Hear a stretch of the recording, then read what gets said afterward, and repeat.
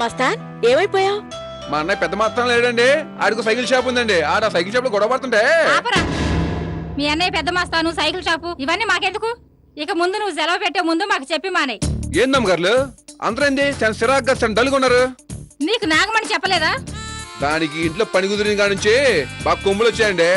అది అసలు నాతో మాట్లాడితే మానేసింది. అది దాని గురించి తెలియదు కానీ అసలు ఏం జరిగింది అమ్మగారు? కార్తికేయ బాబు కనిపించట్లేదురా. అదేంది అమ్మగారు? ఏమ్మా నిజమా? అవును మస్తాన్, ఆఫీస్ కని వెళ్లారు, మళ్ళీ రాలేదు. ఇప్పటికి 2 రోజులు అయిపోయింది. అయ్యా రాత్రి నేను ఊరు నుంచి వచ్చేటప్పుడు మా దోస్తులతో కలిసి 2 పెగ్గులేసా. అయినా కొత్త ఉంటంటే కార్తీక్ సార్ తాగే మందు బాటిల్ అక్కడ పడుంది.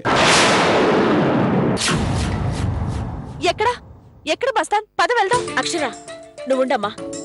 మస్తాన్ నువ్వు చెప్పు. అదేనమ్మా బాటిల్ చూసా. పైగా వాళ్ళ ఒక ఆయన్ని వాళ్ళ పెళ్ళం కట్టిపడేసి మా దోస్తులు కాపలా పెట్టిందంట. వాళ్ళు చెప్పారు.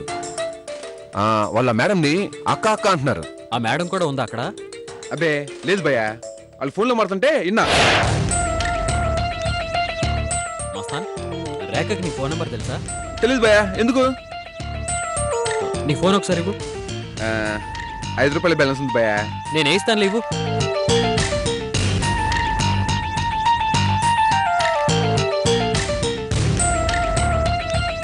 స్పీకర్ ఆన్ చేస్తున్నానమ్మా. అక్క బావ తప్పించుకున్నాడు అక్క. రే బద్మాష్, ఇప్పుడు ఎలా రా?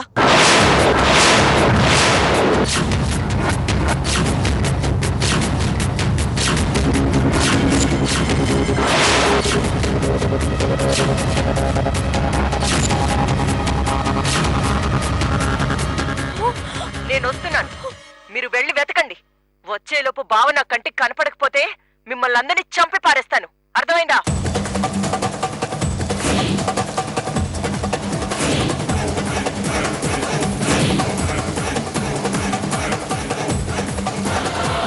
శ్రీరామ్, మనం అనుకున్నట్టే ఆ రేకే కార్తికేయని కిడ్నాప్ చేసింది.